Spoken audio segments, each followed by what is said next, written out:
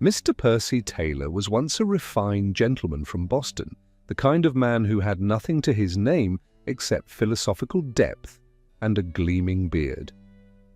In 1939, he wandered off to the Amazon, broke but brimming with ideals. The locals took one look at his pale face and threadbare clothes and named him the Gringo Beggar. Children threw stones. He was at peace with it. After all, he'd read somewhere that poverty isn't disgraceful as long as you don't envy the rich. Soon the villagers got used to him. His blue eyes and foreign accent terrified the government, who treated him like a potential international scandal. Respect followed, purely for diplomatic reasons. Then one day, while foraging for wild plants, his pantry being empty and his dignity on a diet, Mr. Taylor stumbled upon a native offering him a very small, very dead human head. Unable to pay but too awkward to decline, Percy pretended not to understand. The embarrassed seller, disarmed by this polite confusion, gave it to him for free.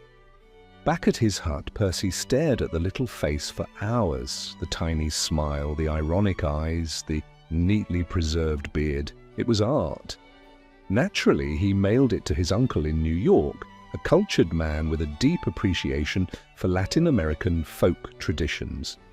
The uncle was enchanted. He wanted 5 more. Percy sent them, somehow, then 10, then 20. The business model was clear: supply heads, make money. Percy, the accidental entrepreneur, had stumbled upon a niche market. Eventually, demand exploded. They formalized the operation, secured an export license, and charmed the local government into signing a 99-year concession.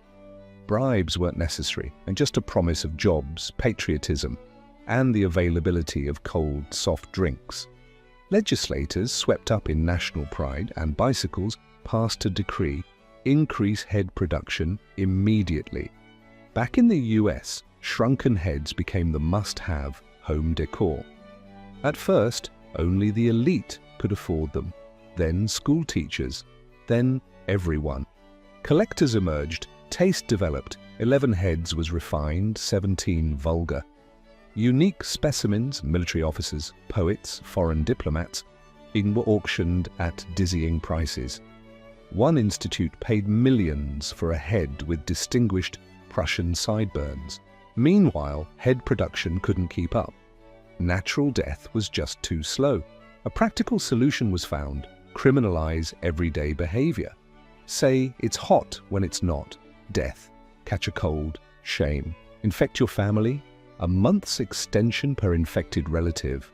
Doctors who cured no one were suddenly national heroes. Dying wasn't tragic, it was patriotic. Subsidiary industries flourished: coffin makers, flag manufacturers, ceremonial executioners. Wives of deputies paraded the avenues in quiet elegance, nodding solemnly at journalists. Progress was palpable and profitable. But paradise, as always, had a deadline. When the population began to run out, Mr. Taylor turned to warfare. Neighboring tribes were decapitated in the name of commerce and culture. One after the other they fell, with efficiency, with flair. But then there were no more tribes, no more heads, no more product. The jungle paths grew overgrown, the bicycles rusted, coffin makers fell silent. The journalists, once full of cheer, now whispered, paranoid, worried they'd wake up exported. And still the world's, or at least New York, wanted more heads. Desperate, Mr. Ralston begged for new shipments, anything, children's heads, women's heads, even government officials. But even desperation has limits. Finally, one grey Friday, he opened a box and found the last head, Mr. Taylor's own, shrunken and smiling apologetically,